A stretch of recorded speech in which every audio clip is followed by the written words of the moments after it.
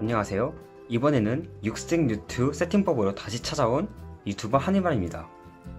이번에 이제 육색 뉴트 세팅 방법으로 다시 찾아온 이유는 이번에 더블리더스에서 가장 인기가 많은 뉴트 중 하나인 엠페르 뉴트 수입이 들어오기 때문인데요. 사실 육색 뉴트 세팅법은 정말 별거 없어요. 그냥 습기가 있는 바닥재를 깔고, 그다음 은신처 넣고, 그 다음에 물그릇 넣고, 그리고 밥구쟁이 줍고 끝. 그런데 이제 바닥재를 뭘로 선택해야 될지, 뭐 사육장 크기는 어느 정도로 해야 될지 그런 걸 모르시는 분들이 꽤 많더라고요. 그래서 저는 일단 이번 영상에서 저곡토라는 흙을 이용한 세팅법을 보여드리려고 해요. 이 영상에서 보시는 흙이 바로 이제 저곡토라는 흙입니다. 저곡토는 원래 이제 식물한테 쓰는 원예용 흙이에요. 그런데 이제 이거를 물생활 쪽에서 새우를 키우시는 분들이 이제 pH를 맞추는데 적절해서 많이 쓰곤 하죠. 근데 새우한테 쓴다면 뭐가 좋겠어요, 이 흙이? 어느 점이 좋을까요? 네, 한마디로 새우 같은 무척추 동물에게도 해를 끼칠 수 있는 그런 불이익한 성분이 없다는 거겠죠. 즉, 뉴트한테 써도 괜찮다는 겁니다. 실제로 이제 비료적 성분이나 화학적 성분이 없기 때문에 뉴트가 써도 아무런 이상이 없어요. 당연히 뉴트뿐만 아니라 살라만다 사육에도 충분히 이용이 가능합니다. 이 저곡토가 이렇게 동그랗게 뭉쳐져 있지만 그래도 일단 흙이기 때문에 보습도 굉장히 잘하고요.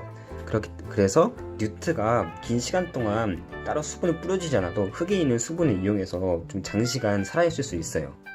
물론 장시간이라고 해서 뭐 관리를 안 한다거나 눈길을 안 준다거나 그러면 안 되지만요. 자, 그럼 이제 저곡토로 육색 뉴트 세팅을 어떻게 하느냐 한번 보여드릴게요. 물론 별거 없습니다. 정말 별거 없어요. 그냥 이 저곡토를 일단 어항에 부으세요.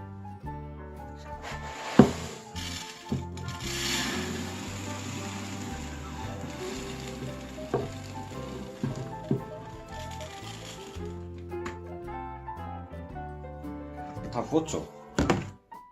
그럼 이제 이걸 또 평평하게 만들어줘요. 아니면 이제 본인이 취향에 따라서 좀 그죠 언덕을 만들어줘도 되고.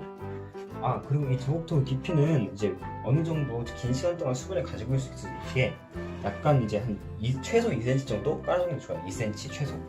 일단 제 개인적인 견해고, 만약에 더 깊게 깔고 싶다 하시면 더 깊게 깔아도 되고, 더 얇게 깔고 싶다 하면 더 얇게 깔아도 돼요. 다만 이제 얇게 깔수록 수분이 더 빠르게 따라가겠죠.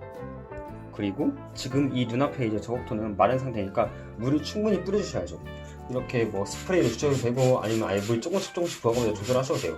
저 같은 경우는 일단 스프레이로 물을 뿌릴게요. 자, 이런 식으로 물을 뿌려요.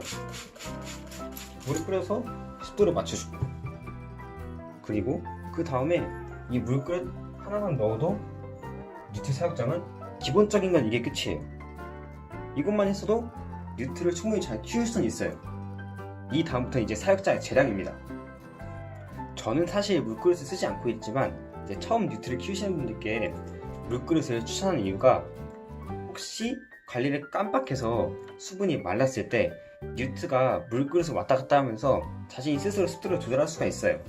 그렇기 때문에 정말 이제 자기가 깜빡깜빡 건망증이 심하다 하시는 분들은 물그릇이 필수예요. 하지만 저처럼 하루에 꼭 한 번씩 보고 하루에 한 번씩 분무질을 하고 이런 사람들은 물그릇을 안 해도 되긴 합니다. 저는 그러니까 물그릇을 꺼낼게요.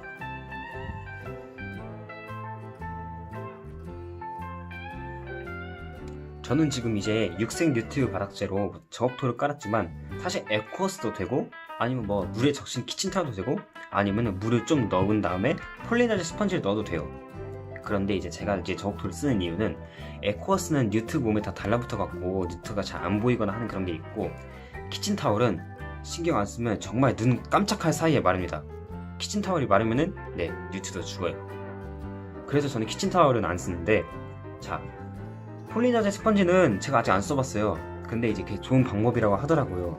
하지만 이제 폴리나이저 스펀지 밑에 물이 고였을 때 제가 이제 그거를 썩지 않게 관리해줄 자신이 없어갖고 그냥 전 저곡토를 쓰고 있습니다. 저곡토는 에코워스에 비해서는 물이 좀 빨리 말라요.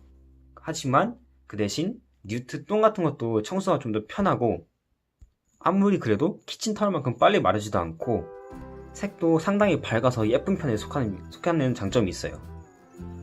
키친타올을 다시 한번 추천하지 않은 이유는, 제가 뉴트를 이제 가장 어린 뉴트를 이제 키친타올에 길렀다가 말라서 죽인 적이 있기 때문이에요. 그러니까 좀 키친타월은 안 쓰셨으면 좋겠어요. 이제 여기 위에 뭘 넣을지 하는 건 사용자 재량이라고 제가 말씀드렸죠. 뭐 줄스나 아니면 기타 이제 뭐 파충류샵 사이트 같은 데서 뭐 생이끼를 사서 넣어줘도 되고, 아니면 뭐 스테를 넣어줘도 되고, 아니면 뭔가 이제 살아있는 뭐 식물 좀 넣을 수도 있고 관리가 된다면은. 단 스테는 이제 pH가 많이 낮기 때문에 뭐 스테만 많이 넣는다거나 그러면 안 되실 것 같아요. 그럼 제가 이제 뉴트를 어떻게 키우는지, 육생 뉴트를 어떻게 키우는지 한번 다시 영상 이제 보여드릴게요.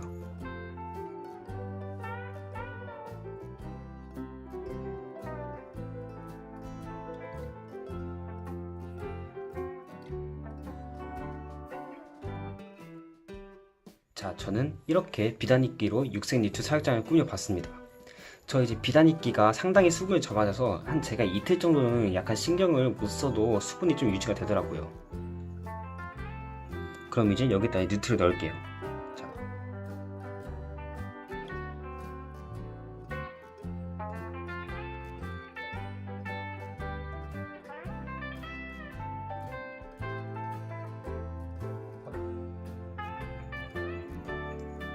이제 뉴트가 또 사육장 안에 똥을 쌀 거 아니에요. 그러니까 보이는 똥은 족족 치워주시는 게 좋아요. 이제 저 같은 경우에는 이제 유리 어항으로 사육장을 꾸몄는데, 뭐 다들 아실 거라고 생각하지만은 사육장은 뭐 꼭 어항이 필요 없고 아무거나 되면 돼요. 사육장 채식당도 되고, 아니면 뭐 락앤락도 되고, 뭐도 되고, 좀 적당한 크기면 다 됩니다.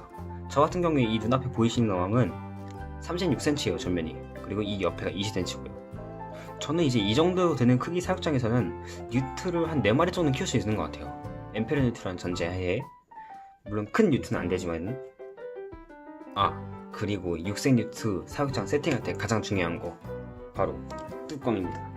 저 같은 경우에는 이제 어항을 뚜껑 없는 거 샀기 때문에 뚜껑이 아예 없는데, 이제 뭐 뚜껑이 있는 어항도 있을 거예요. 근데 그런 것도 틈이 있어요. 분명히 어항과 그 뚜껑 사이에. 그렇기 때문에 저는 그 뚜껑을 그대로 쓰는 걸 추천하지 않아요.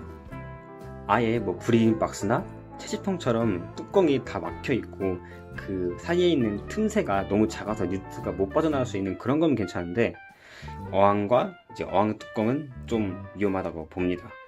제가 이제 제일 추천드리는 거는 저번에도 이제 말씀드렸지만 바로 테이프예요. 테이프로 쫙 붙이시면 편하겠죠.